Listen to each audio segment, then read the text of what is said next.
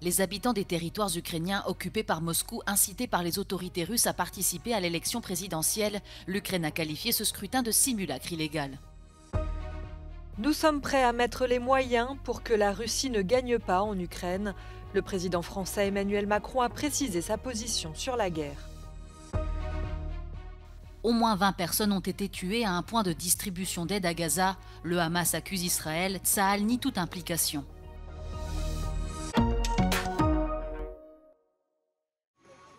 C'est une élection présidentielle sans suspense qui commence ce vendredi en Russie. Dans les régions ukrainiennes occupées par Moscou, les bureaux de vote ont même ouvert plus tôt pour inciter les habitants à mettre leur bulletin dans l'urne et donner l'impression d'une participation élevée. De nombreuses personnes affirment avoir reçu la visite de commissions de vote mobiles à leur domicile qui les poussent à remplir leur bulletin directement sur le pas de la porte. Moscou justifie ces mesures par une menace sécuritaire accrue. De son côté, Kiev appelle à rester prudent. Найчастіше це яким чином уникнути голосування, яким чином буде трактуватися за українським законом, якщо вони все ж таки вимушено поставлять якусь відмітку та проголосують. Як про це проінформувати відповідні українські органи? Порада вона одна. В тимчасовій окупації найважливіше – це вижити та зберегти своє життя і здоров'я. Тож примусове голосування чи примусова участь у незаконному процесі – це точно не несе для себе відповідальності за законом. L'Ukraine a d'ores et déjà qualifié ce scrutin de simulacre illégal et précise que les citoyens ukrainiens qui aident activement les autorités d'occupation à organiser l'élection seront poursuivis. La Russie a déjà organisé plusieurs scrutins dans les secteurs de Zaporizhia, de Kherson, de Donetsk et de Lugansk, dont elle a proclamé l'annexion il y a plus d'un an et demi, en septembre 2022. Le président français a affiché son soutien indéfectible à l'Ukraine et sa fermeté par rapport à la Russie. Emmanuel Macron a donné une interview jeudi soir pour détailler sa position sur la guerre en cours. Pour lui, la crédibilité de l'Europe est en jeu. Si Moscou gagne la guerre qu'elle a débutée, alors cette crédibilité serait réduite à zéro. Il faut être ferme. Jamais nous ne mènerons d'offensive, jamais nous ne prendrons l'initiative. La France est une force de paix. Simplement, aujourd'hui, pour avoir la paix en Ukraine, il ne faut pas être faible. Et donc il nous faut lucidement regarder la situation et il nous faut, avec détermination, volonté, courage, dire que nous sommes prêts à mettre les moyens pour atteindre notre objectif qui est que la Russie ne gagne pas. La ministre allemande des Affaires étrangères, Annalena Baerbock, semble sur la même ligne puisqu'elle a affirmé jeudi qu'une diminution du soutien à l'Ukraine rapprocherait la guerre de nous.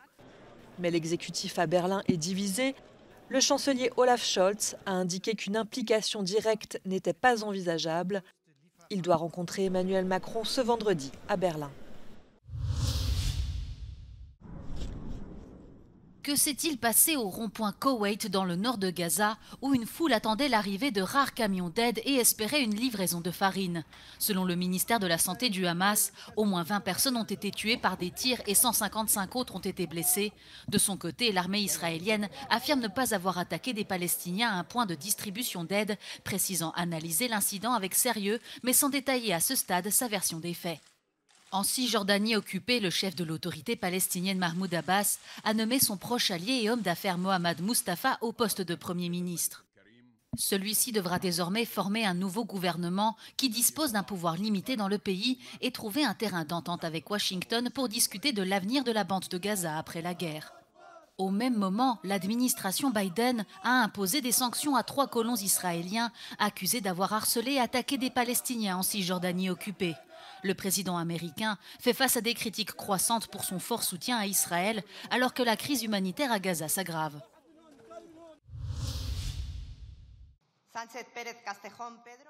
Le texte est passé de justesse. Ce jeudi, les députés espagnols ont voté en faveur d'une proposition de loi d'amnistie pour les indépendantistes catalans. Le texte, très controversé, a été approuvé avec 178 voix pour et 172 contre. Il pourrait profiter à environ 400 personnes poursuivies ou condamnées à la suite des événements de 2017 dans Carles Puigdemont.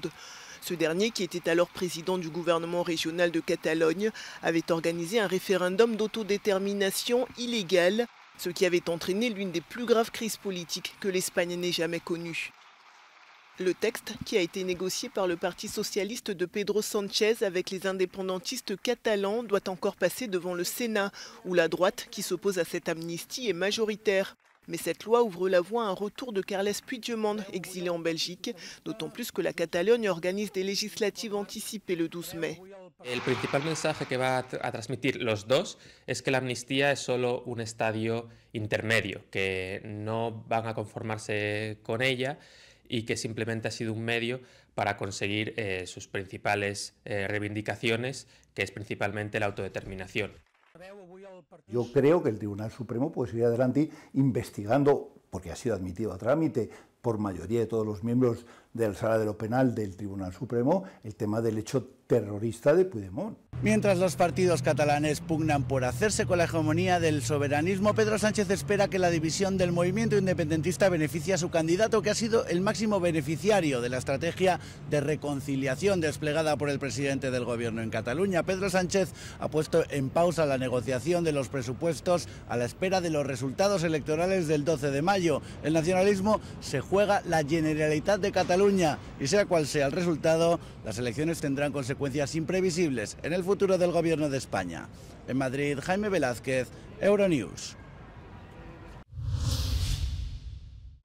Ce jeudi, l'armée belge a annoncé la dissolution d'un peloton d'une trentaine de soldats pour des faits de violence et des humiliations lors de rituels d'intégration. Ces bizutages, comprenant des abus de pouvoir et des comportements inappropriés, concernaient une dizaine de personnes dans un peloton du 4e bataillon du génie établi à Hamay, près de Liège.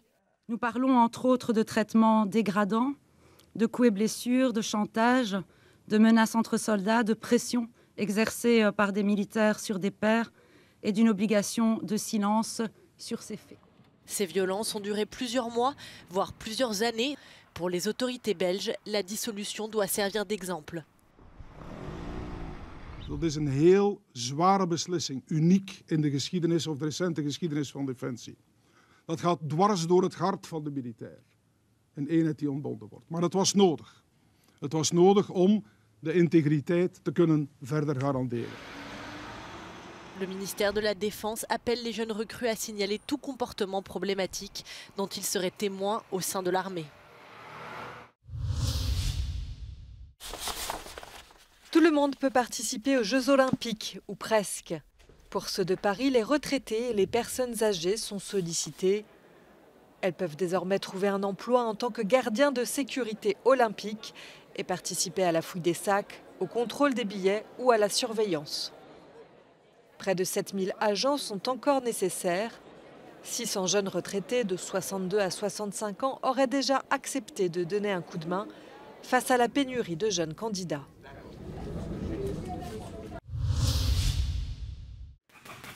À l'ère du numérique, l'e-réputation est devenue vitale pour les athlètes de haut niveau en quête de performance.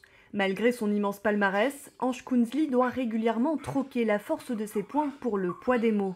Sur les réseaux sociaux, le boxeur de 30 ans raconte son parcours. Objectif, gagner en visibilité pour vivre de sa passion.